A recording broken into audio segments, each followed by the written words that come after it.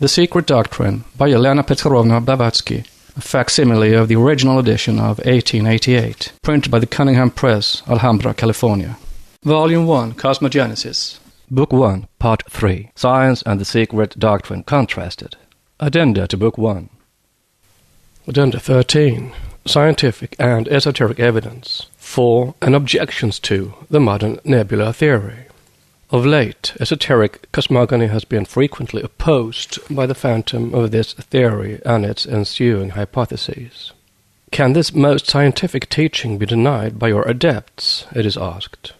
Not entirely, is the reply, but the admissions of the men of science themselves kill it, and there remains nothing for the adepts to deny. To make of science an integral whole necessitates, indeed, the study of spiritual and psychic as well as physical nature. Otherwise it will ever be like the anatomy of man, discussed of old by the profane from the point of view of his shell side and in ignorance of the interior work. Even Plato, the greatest philosopher of his country, became guilty before his initiation of such statements as that liquids pass into the stomach through the lungs. Without metaphysics, as Mr. H. J. Slack says, real science is inadmissible. The nebula exist, yet the nebular theory is wrong. A nebula exists in a state of entire elemental dissociation. It is gases and something else besides, which can hardly be connected with gases as known to physical science. And it is self-luminous, but that is all. The 62, quote, coincidences, unquote, enumerated by Professor Stephen Alexander confirming the nebular theory may all be explained by esoteric science, though, as this is not an astronomical work, the refutations are not attempted at present. Note C. Smithsonian Contributions 21, Article 1, pages 79 to 97. End of note. Laplace and Fay come nearer to the correct theory than any, but of the speculations of Laplace there remains little in the present theory except its general features. Nevertheless, there is in Laplace's theory, says John Stuart Mill, nothing hypothetical. It is an example of legitimate reasoning from present effect to its past cause. It assumes nothing more than that objects which really exist obey the laws which are known to be obeyed by all terrestrial objects resembling them. See a System of Logic, page 229. This from such an eminent logician as Mill was, would be valuable if it could only be proved that terrestrial objects resembling celestial objects at such a distance as the nebula are, resemble those objects in reality, not alone in appearance. Another of the fallacies from the occult standpoint, which are embodied in the modern theory as it now stands, is the hypothesis that the planets were all detached from the Sun, that they are bone of his bone and flesh of his flesh, whereas the Sun and planets are only co-uterine brothers, having had the same nebular origin, only in a different mode from that postulated by modern astronomy. The many objections raised against the homogeneity of original diffuse matter on the grounds of the uniformity in the composition of the fixed stars by some opponents of modern nebular theory do not affect the question of that homogeneity at all, but only the said theory. Our solar nebula may not be completely homogeneous, or rather, it may fail to reveal itself as such to the astronomers, and yet be de facto homogeneous. The stars do differ in their constituent materials and even exhibit elements quite unknown on Earth. Nevertheless, this does not affect the point of primeval matter, that is, as it appeared even the first differentiation from its Laya condition, is yet to this day homogeneous at immense distances, in the depths of infinitude, and likewise at points not far removed from the outskirts of our solar system. Note on the Laya condition, beyond the zero line of action, end of note. Finally, there does not exist one single fact brought forward by the learned objectors against the nebular theory, false as it is, and hence, illogically enough, fatal to the hypothesis of the homogeneity of matter, that can withstand criticism. One error leads into another. A false premise will naturally lead to a false conclusion, although an inadmissible inference does not necessarily affect the validity of the major proposition of the syllogism. Thus, one may leave every side issue and inference from the evidence of spectra and lines as simply provisional for the present, and abandon all matters of detail to physical science. The duty of the occultist lies with the soul and spirit of cosmic space, not merely with its elusive appearance and behavior. That of official physical science is to analyze and study its shell, the ultima thule of the universe and man, in the opinion of materialism. With the latter, occultism has naught to do. It is only with the theories of such men of learning as Kepler, Kant, Ørsted, and Sir W. Herschel, who believed in a spiritual world, that occult cosmogony might treat and attempt a satisfactory compromise. But the views of those physicists differed vastly from the latest modern speculations. Kant and Herschel had in their mind's eye speculations upon the origin and the final destiny, as well as the present aspect of the universe, from a far more philosophical and psychic standpoint, whereas modern cosmology and astronomy now repudiate anything like research into the mysteries of being. The result is what might be expected: complete failure and inextricable contradictions in the 1,001 varieties of so-called scientific theories, and in this theory as in all others. The nebula hypothesis, involving the theory of the existence of primeval matter, diffused in a nebulous condition, is of no modern date in astronomy, as everyone knows. Anaximenes of the Ionian school had already taught that the sidereal bodies were formed through the progressive condensation of a primordial pre-genetic matter, which had almost a negative weight and was spread out through space in an extremely sublimated condition. Tycho Brahe, who viewed the Milky Way as an eternal substance, thought that the new star that appeared in Cassiopeia in 1572 had been formed out of that matter. See Progymnasmata, page 795. Kepler believed the star of 1606 had been likewise formed out of the ethereal substance that fills the universe. De Stella Nova in Pede Serpentari, page 115. He attributed to that same ether the apparition of a luminous ring around the moon during the total eclipse of the sun observed at Naples in 1605. See Hypothesis Cosmogonique by C. Wolf. Still later, in 1714, the existence of a self-luminous matter was recognized by Halley. See Philosophical Transactions. Finally, the journal of his name published in 1811 the famous hypothesis on the transformation of the nebula into stars by the eminent astronomer Sir W. Herschel. See Philosophical Transactions of 1811, page 269, et sequens, after which the nebula theory was accepted by the Royal Academies. In 5 Years of Theosophy, on page 245, an article headed "Do the Adepts Deny the Nebula Theory?" may be read. The answer there given is no, they do not deny its general propositions, nor the approximative truth of the scientific hypotheses. They only deny the completeness of the present, as well as the entire error of the many so-called exploded old theories, which, during the last century, have followed each other in such rapid succession. This was proclaimed at the time an evasive answer. Such disrespect to official science, it was argued, must be justified by the presentation to replace the orthodox speculation of another theory more complete than theirs, and having a firmer ground to stand upon. To this there is but one reply. It is useless to give out isolated theories with regard to things embodied in a whole and consecutive system which, when separated from the main body of the teaching, would necessarily lose their vital coherence and thus do no good when studied independently. To be able to appreciate and accept the occult views on the nebula theory, one has to study the whole esoteric cosmogonical system, and the time has hardly arrived for the astronomers to be asked to accept Forhat and the divine builders.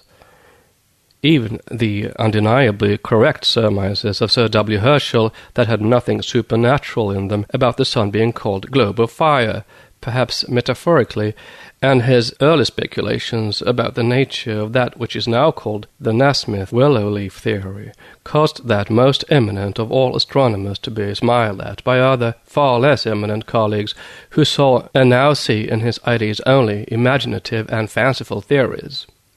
Before the whole esoteric system could be given out and appreciated by the astronomers, they would have to return to some of those antiquated ideas, not only to those of Herschel, but to the dreams of the oldest Hindu astronomers, and to abandon their own theories, none the less fanciful because they have appeared in one case nearly 80 years, and in the other many thousands of years later. Foremost of all, they would have to repudiate the ideas of the sun's solidity and incandescence, the sun glowing, most undeniably, but not burning. Then it is stated with regard to Sir W. Herschel's view that those objects, as he called the willow leaves, are the immediate sources of the solar light and heat. And though the esoteric teaching does not regard these as he did, namely, organisms, as partaking of the nature of life, for the solar, quote, beings, unquote, will hardly place themselves within telescopic focus, yet it asserts that the whole universe is full of such, quote, organisms, unquote, conscious and active according to the proximity or distance of their planes to or from our plane of consciousness, and that finally the great astronomer was right in saying that we do not know that vital action is competent to develop at once heat, light, and electricity, while speculating on those supposed organisms. For at the risk of being laughed at by the whole world of physicists, the occultists maintain that all the, quote, forces, unquote, of the scientists have their origin in the vital principle, the one life collectively of our solar system, that life being a portion, or rather one, of the aspects of the one universal life. We may, therefore, as in the article under consideration, wherein, on the authority of the adepts, it was maintained that it is sufficient to make a résumé of what the solar physicists do not know, we maintain, define our position with regard to the modern nebular theory and its evident incorrectness by simply pointing out facts diametrically opposed to it in its present form. And to begin with, what does it teach? Summarizing their forced hypotheses, it becomes plain that Laplace's theory, now made quite unrecognizable moreover, was an unfortunate one. He postulates, in the first place, cosmic matter existing in a state of diffuse nebulosity, quote, so fine that its presence could hardly have been suspected, unquote. No attempt is made by him to penetrate into the arcana of being, except as regards the immediate evolution of our small solar system. Consequently, whether one accepts or rejects his theory and its bearing upon the immediate cosmological problems presented for solution, he can only be said to have thrown back the mystery a little further, to the eternal query whence matter itself, whence the evolutionary impetus, determining its cyclic aggregations and dissolutions, whence the exquisite symmetry and order into which the primeval atoms arrange and group themselves, no answer is attempted by Laplace. All we are confronted with is a sketch of the probable broad principles on which the actual process is assumed to be based. And what is this now celebrated note on the said process? What has he given so wonderfully new and original that its groundwork at any rate should have served as a basis for the modern nebular theory? This is what one gathers from various astronomical works. Laplace thought that, consequent to the condensation of the atoms of the primeval nebula, according to the law of gravity, the now gaseous or perhaps partially liquid mass acquired a rotary motion. As the velocity of this rotation increased, it assumed the form of a thin disk. Finally, the centrifugal force overpowering that of cohesion, huge rings were detached from the edge of the whirling incandescent masses, contracting necessarily by gravitation as accepted into spheroidal bodies, which would necessarily still continue to preserve the same orbit occupied previously by the outer zone from which they were separated. Laplace conceived that the external and internal zones of the ring would rotate with the same angular velocity which would be the case with a solid ring. but the principle of equal areas requires the inner zones to rotate more rapidly than the outer. Note: see WordLife. Professor Winchell points to a good many mistakes of Laplace in his work, but as a geologist he is not infallible himself in his astronomical speculations. End of note. The velocity of the outer edge of each nascent planet, he said, exceeding that of the inner, their results are rotary on its axis. The more dense bodies would be thrown off last, and finally, during the preliminary state of their formation, the newly segregated orbs in their turn throw off one or more satellites. In formulating the theory of the rupture and planetation of rings, Laplace says, quote, "Almost always each ring of vapors must have broken up into numerous masses, which, moving with a nearly uniform velocity, must have continued to circulate at the same distance around the Sun. These masses must have taken a spheroidal form with a motion of rotation in the same direction as their revolution, since the inner molecules, those nearer to the Sun, would have less actual velocity than the exterior ones. They must then have formed as many planets in a state of vapor. But if one of them was sufficiently powerful to unite successively by its attraction all the others around its center, the ring of vapors must have been thus transformed into a single spheroidal mass of vapors circulating around the Sun, with a rotation in the same direction as its revolution. The latter case has been the more common, but the solar system presents us the first case in the 4 small planets which move between Jupiter and Mars." Unquote. While few will be found to deny the magnificent audacity of this hypothesis, it is impossible not to recognize the insurmountable difficulties with which it is attended.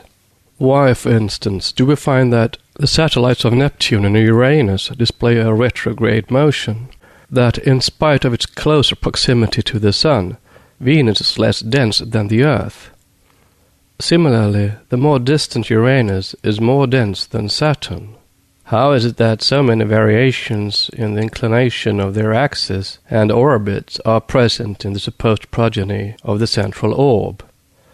That such startling variations in the size of the planets is noticeable, that the satellites of Jupiter are more dense by 288 than their primary, that the phenomena of meteoric and cometic systems still remain unaccounted for. To quote the words of a master, they, the occultists, find that the centrifugal theory of Western birth is unable to cover all the ground. That, unaided, it can neither account for every oblate spheroid, nor explain away such evident difficulties as are presented by the relative density of some planets. How indeed can any calculation of centrifugal force explain to us, for instance, why Mercury, whose rotation is, we are told, only about 1/3 that of the Earth, and its density only about 1/4 greater than the Earth, should have a polar compression more than 10 times as great as the latter? And again, why Jupiter, whose equatorial rotation is said to be 27 times greater and its density only about 1/5 that of the Earth, should have its polar compression 17 times greater than that of the Earth? Or why Saturn, with an equatorial velocity of 55 times greater than Mercury for centripetal force to contend with, should have its polar compression only 3 times greater than Mercury's? To crown the above contradictions, we are asked to believe in the central forces, as taught by modern science, even when told that the equatorial matter of the Sun, with more than 4 times the centrifugal velocity of the Earth's equatorial surface, and only about 1/4 part of the gravitation of the equatorial matter, has not manifested any tendency to bulge at the solar equator, nor shown the least flattening of the poles of the solar axis. In other and clear words, the Sun, with only 1/4 of our Earth's density for the centrifugal force to work upon, has no polar compression at all. We find this objection made by more than one astronomer, yet never explained away satisfactorily so far as the adepts are aware. Therefore, do they, the adepts, say that the great men of science of the West, knowing next to nothing either about cometary matter, centrifugal and centripetal forces, the nature of the nebulae, or the physical constitution of the sun, the stars, or even the moon, are imprudent to speak as confidently as they do about the central mass of the sun, whirling out into space planets, comets, and what-not. We maintain that it, the sun, evolves out only the life principle, the soul of those bodies giving and receiving it back in our solar system as the universal life-giver in infinitude and eternity. That the solar system is as much the microcosm of the one macrocosm as man is the former when compared with his own little solar cosmos. Note, see 5 Years of Theosophy, pages 249-50, article, Do the Adepts Deny the Nebular Theory? End of note. The essential faculty persists by all the cosmic and terrestrial elements of generating within themselves a regular and harmonious series of results. The concatenation of causes and effects is an irrefutable proof that they are either animated by an extra or intra-intelligence, or conceal such within or behind the manifested veil. Occultism does not deny the certainty of the mechanical origin of the universe. It only claims the absolute necessity of mechanicians of some sort behind those elements, or within. A dogma with us.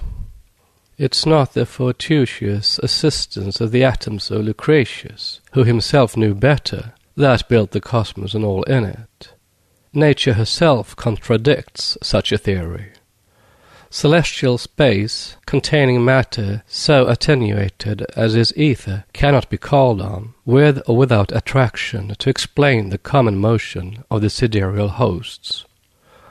Although the perfect accord of their mutual revelation indicates clearly the presence of a mechanical cause in nature, Newton, who of all men had the best right to trust to his deductions and views, was nevertheless forced to abandon the idea of ever explaining by the laws of known nature and its material forces the original impulse given to the millions of orbs.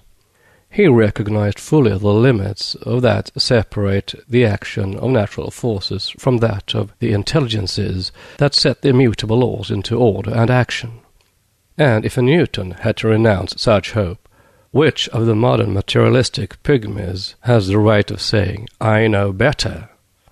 To become complete and comprehensible, a cosmogonical theory has to start with the primordial substance diffused throughout boundless space of an intellectual and divine nature.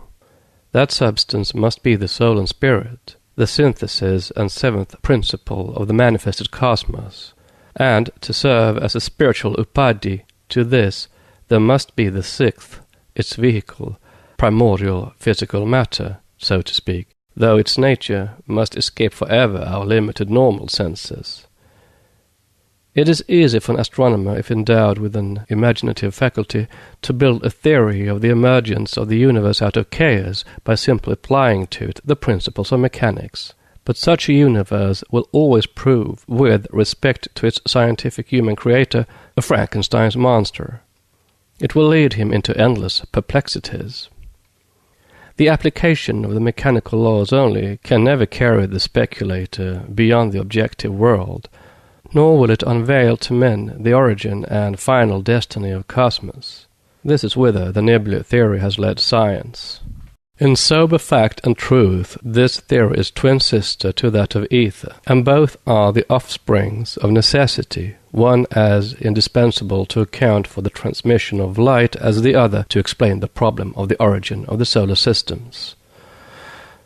The question with them is how the same homogeneous matter could, obeying the laws of Newton, give birth to bodies, sun, planets, and their satellites, subject to conditions of identity, of motion, and formed of such heterogeneous elements. Note, had astronomers held simply, in their present state of knowledge, to the hypothesis of Laplace, which was simply the formation of the planetary system, it might in time have resulted in something like an approximate truth. But the two parts of the general problem, that of the formation of the universe, or the formation of the suns and stars from the primitive matter, and then the development of the planets around their sun, rest on quite different facts in nature, and are even so viewed by science itself. They are at opposite poles of being. End of note. Has the nebula theory helped to solve the problem, even if applied solely to the bodies considered as inanimate and material? We say most decidedly not. What progress has it made since 1811, when Sir W. Herschel's paper first presenting facts based on observation and showing the existence of nebular matter made the sons of the Royal Society shout for joy? Since then, a still greater discovery has permitted through spectrum analysis the verification and corroboration of Sir W. Herschel's conjecture. Laplace demanded some kind of primitive world stuff to prove the idea of progressive world evolution and growth. Here it is, as of 2 millenniums ago. The world stuff, now nebulae, was known from the highest antiquity. Anaxagoras taught that, having differentiated, the subsequent commixture of heterogeneous substances remained motionless and unorganized until finally the mind, the collective body of the unconscious, we say, began to work upon and communicated to it motion and order. See Aristotle's Physica 8.1. The theory is now taken up in its first portion, that of any mind interfering with it being rejected. Spectrum analysis reveals the existence of nebulae formed entirely of gases and luminous vapors. Is this the primitive nebular matter? The spectra reveal, it is said, the physical conditions of the matter which emits cosmic light. The spectra of the resolvable and the irresolvable nebulae are shown to be entirely different, the spectra of the latter showing their physical state to be that of glowing gas or vapor.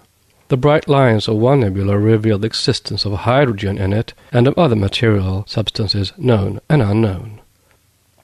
The same in the atmospheres of the sun and stars. This leads to the direct inference that a star is formed by the condensation of a nebula, hence that even the metals themselves on Earth are formed owing to the condensation of hydrogen or some other primitive matter, some ancestral cousin to helium, perhaps, or some yet unknown stuff. This does not clash with the occult teachings, and this is the problem that chemistry is trying to solve, and it must succeed sooner or later in the task, except in nolens volens, when it does, the esoteric teaching. But when this does happen, it will kill the nebula theory as it now stands. Meanwhile, astronomy cannot accept in any way, if it is to be regarded as an exact science, the present theory of the filiation of stars, even if occultism does so in its own way, as it explains this filiation differently, because astronomy has not one single physical datum to show for it. Astronomy could anticipate chemistry in proving the existence of the fact if it could show a planetary nebula exhibiting a spectrum of 3 or 4 bright lines gradually condensing and transforming into a star with a spectrum all covered with a number of dark lines. But, quote, the question of the variability of the nebula, even as to their form, is yet one of the mysteries of astronomy. The data of observation possessed so far are of too recent an origin, too uncertain to permit us to affirm anything, unquote, from Cosmogonical Hypotheses of Wolf. Since the discovery of the spectroscope, its magic power has revealed to its adepts only one single transformation of a star of this kind, and even that one showed directly the reverse of what is needed as proof in favor of the nebula theory, namely a star transforming itself into a planetary nebula.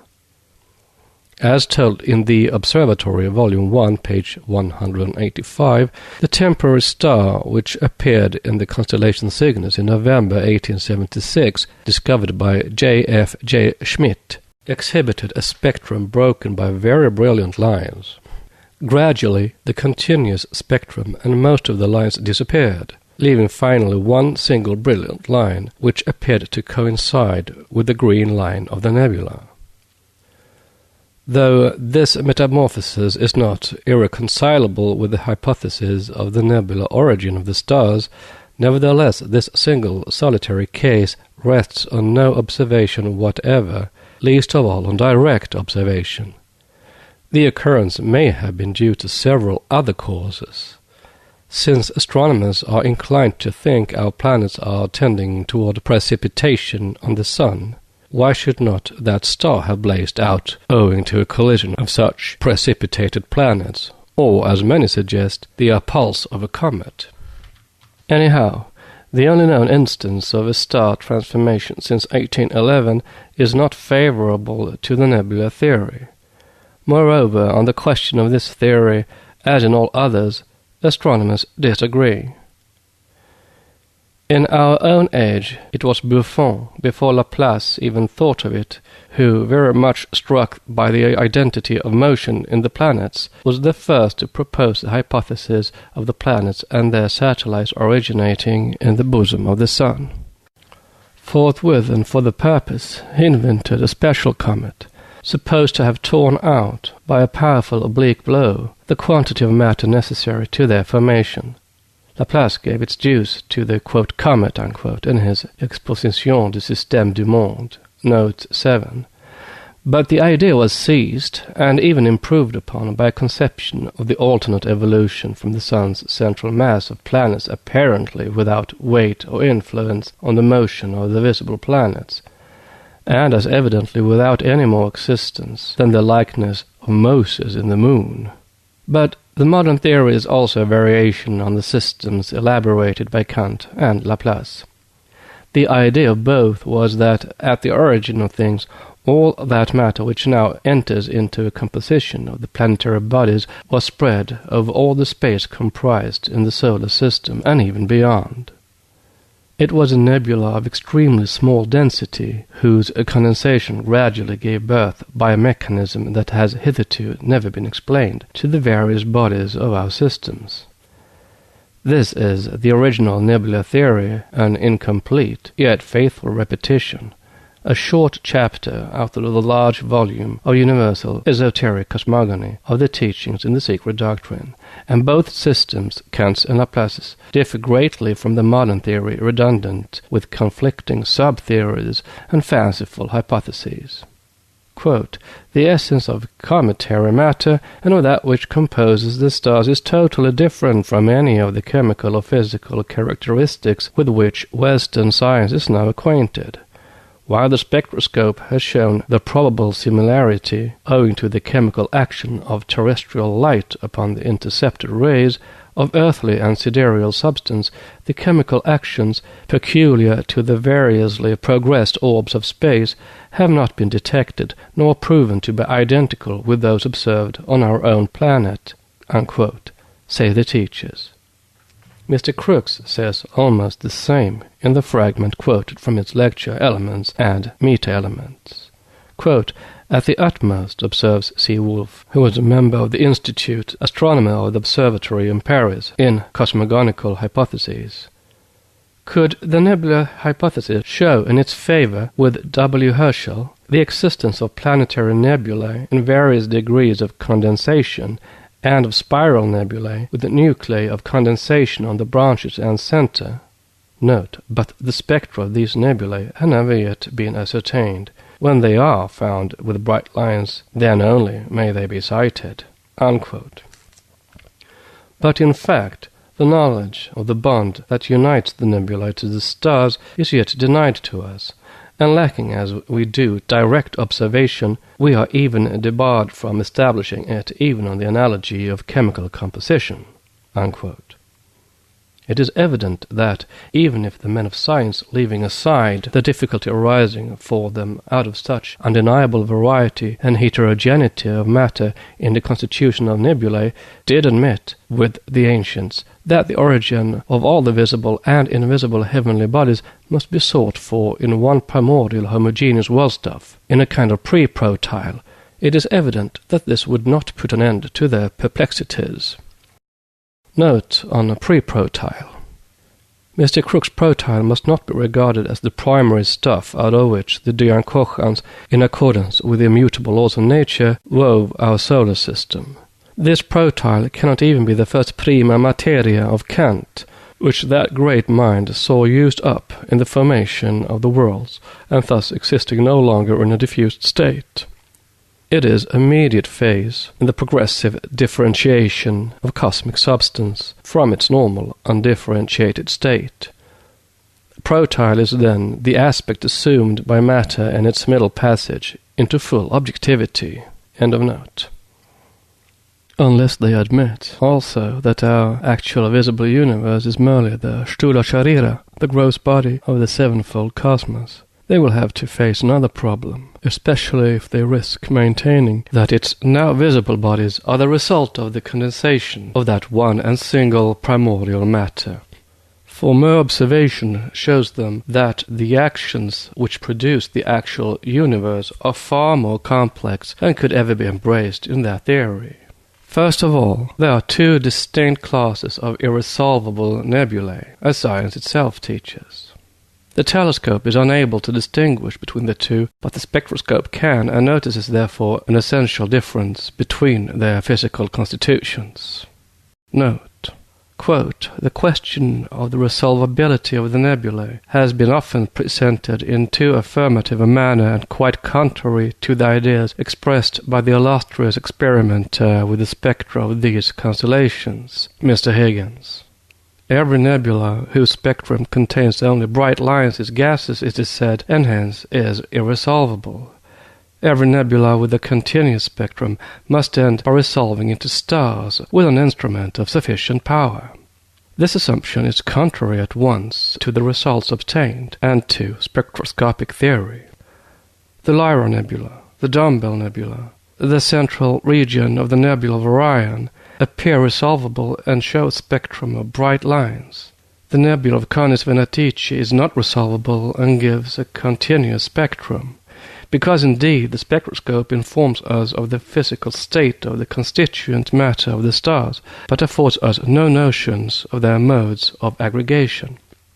A nebula formed of gaseous globes, or even of nuclei, faintly luminous, surrounded by a powerful atmosphere, would give a spectrum of lines and be still resolvable. Such seems to be the state of Huygens' region in the Orion Nebula. A nebula formed of solid or fluidic particles in a state of incandescence, a true cloud, will give a continuous spectrum, but will be resolvable. Unquote, from C. Wolf, Cosmogonical Hypotheses. End of note. Some of these, Wolf tells us, have a spectrum of 3 or 4 bright lines, others a continuous spectrum. The first are gases, the others formed of a pulverulent matter.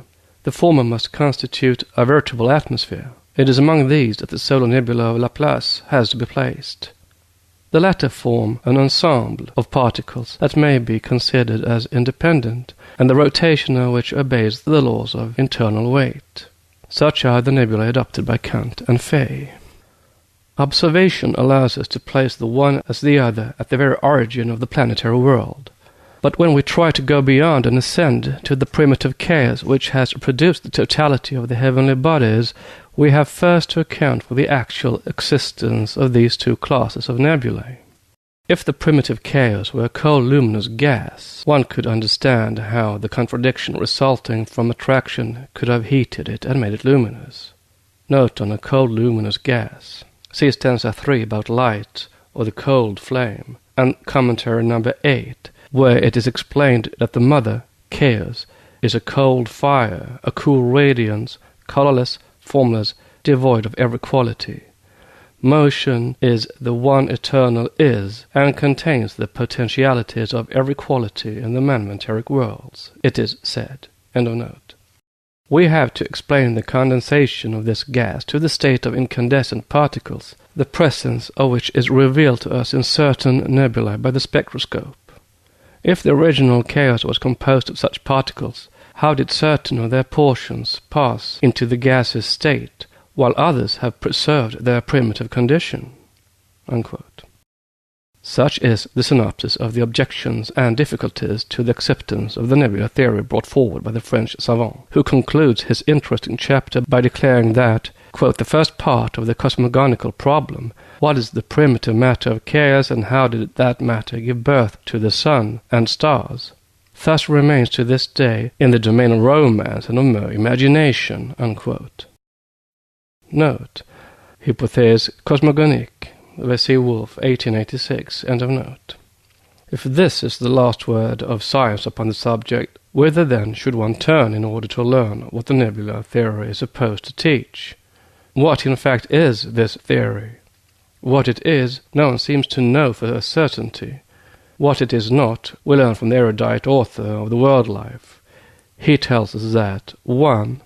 It is not a theory of the evolution of the universe, but only and primarily a genetic explanation of the phenomena of the solar system, and accessorily a coordination of the principal phenomena in the stellar and nebular firmament, as far as human vision has been able to penetrate. 2. That it does not regard the comets as involved in that particular evolution which has produced the solar system. Within brackets, esoteric doctrine does. It does because it too recognizes the comets as forms of cosmic existence coordinated with earlier stages of nebular evolution, and it actually assigns to them chiefly the formation of all worlds. 3. That it does not deny an antecedent history of the luminous fire mist, within brackets, the secondary stage of evolution in the secret doctrine, further, and makes no claim to have reached an absolute beginning. And it allows that this fire mist may have previously existed in a cold, non-luminous, and invisible condition. 4. And that finally it does not profess to discover the origin of things, but only a stadium in material history, leaving the philosopher and theologian as free as they ever were to seek for the origin of the modes of being. Note. See World Life, page 196, end of note. But this is not all. Even the greatest philosopher of England, Mr. Herbert Spencer, arrayed himself against the fantastic theory by saying that A. the problem of existence is not resolved by it, and B. the nebular hypothesis throws no light upon the origin of diffused matter, and C. that the nebular hypothesis, as it now stands, implies a first cause. Note. See Westminster Review, 20, July 27th, 1868. End of note. The latter, we are afraid, is more than our modern physicists have bargained for. Thus it seems that the poor hypothesis can hardly expect to find help or corroboration even in the world of the metaphysicians. Considering all this, the occultists believe they have a right to present their philosophy, however misunderstood and ostracized it may be at present. And they maintain that this failure of the scientists to discover the truth is entirely due to their materialism and contempt for transcendental sciences. Yet although the scientific minds in our century are as far from the true and correct doctrine of evolution as ever, there may still be some hope left for the future, as we find another great scientist giving us a faint glimmer of it. In an article in Popular Science Review, Volume 14, page 252, on recent researches in minute life, we find Mr. H. J. Slack, FCS, saying, "There's an evident convergence of all sciences, from physics to chemistry and physiology, towards some doctrine of evolution and development, of which the facts of Darwinism will form part. But what ultimate aspect this doctrine will take, there is little, if any, evidence to show, and perhaps it will not be shaped by the human mind until metaphysical as well as physical inquiries are much more advanced." This is a happy forecast indeed. The day may come, then, when the natural selection, as taught by Mr. Darwin and Mr. Herbert Spencer, will form only a part, in its ultimate modification, of our Eastern doctrine of evolution, which will be Manu and Kapila esoterically explained. Next chapter is 14. Forces, modes of motion, or intelligences? ?